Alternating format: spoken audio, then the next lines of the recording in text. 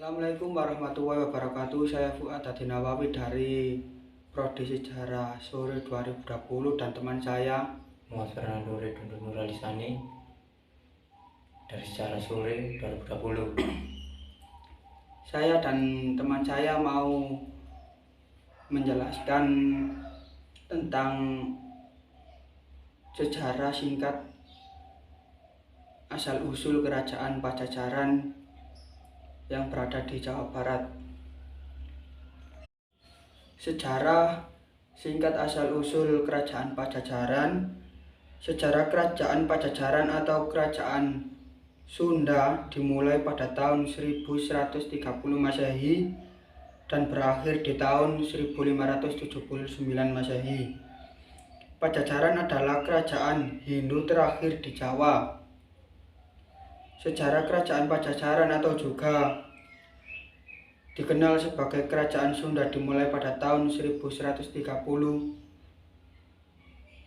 Masehi dan berakhir di tahun 1579 Masehi. Pajajaran adalah kerajaan Hindu di Tatar Pasundan yang didirikan oleh orang-orang dari etnis Sunda. Kerajaan ini bukanlah kerajaan kecil dan lemah. Dalam riwayatnya diceritakan bahwa kerajaan Singasari dan Majapahit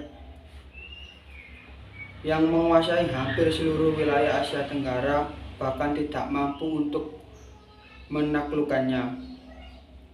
Luas kerajaan Pajajaran hanya sepertiga atau 1/8 Pulau Jawa. Berbagai wilayah kekuasaan dengan kerajaan Majapahit kala itu, Pajajaran menguasai wilayah seluas 300 legue atau sekitar 1176 km. Mencakup Pelabuhan Sunda, Kelapa, Pelabuhan Cimanuk, dan Sungai Cimanuk.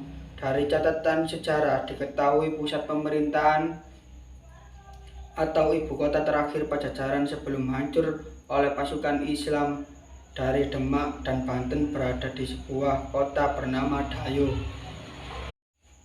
Lokasi Kerajaan Pajajaran pada abad 15-16 dapat dilihat pada peta Portugis yang menunjukkan lokasinya di wilayah Bogor, Jawa Barat. Sumber utama sejarah yang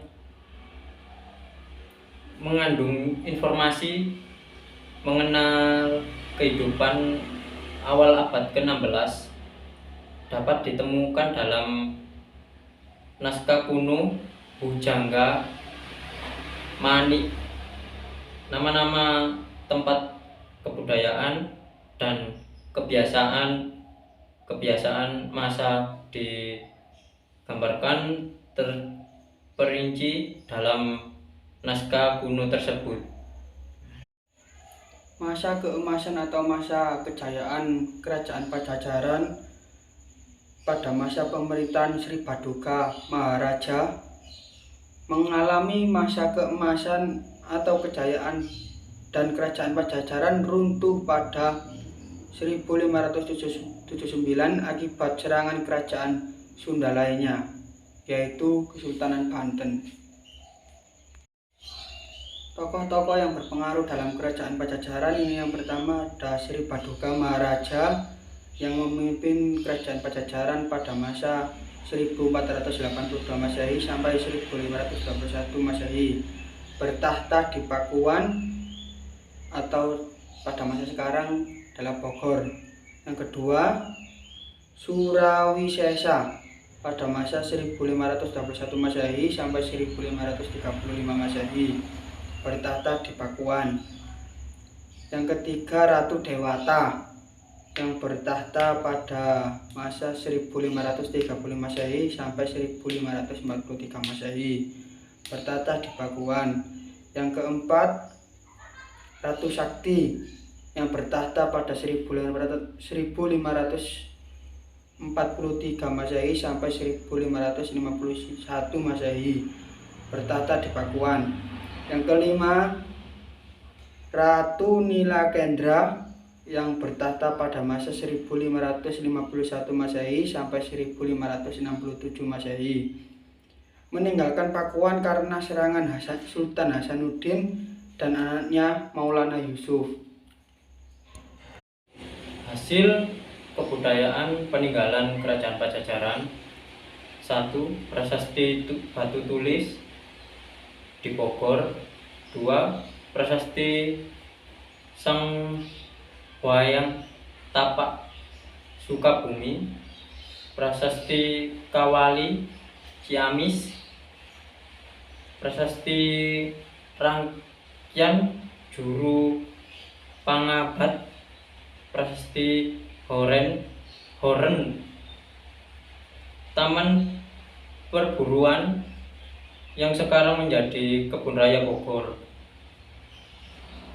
Berita asing dari Thomas Price 1513 dan Peta 1522.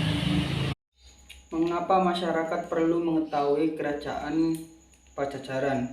Fakta menarik Kerajaan Pajajaran ini dilihat dari segi historis. Yang pertama, sebuah kerajaan hasil pecahan dari Tarumanegara. Salah satu fakta menarik dari kerajaan ini dapat dilihat dari awal mula berdirinya, karena kerajaan tersebut diketahui merupakan pecahan dari hasil kerajaan Tarumanegara. Yang kedua, kerajaan yang disegani oleh Gajah Mada. Fakta berikutnya dari kerajaan Sunda ini akan berkaitan dengan Gajah Mada dan Sumpah Palapanya. Terdapat banyak wilayah yang diserang oleh Gajah Mada pada kala itu. Namun kerajaan ini tidak ikut diserang meskipun masuk di wilayah yang dibidik oleh Gajah Mada.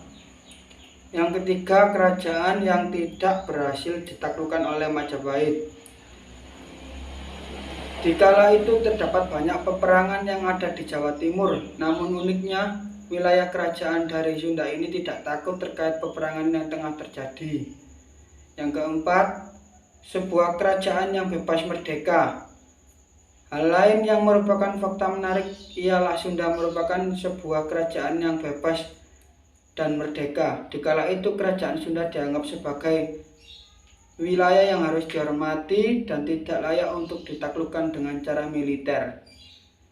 Sekian video monolog dari saya Fuad Hadinawawi dan teman saya Muhammad Fernando Ridho Nuralisani. Sekian, wassalamualaikum warahmatullahi wabarakatuh.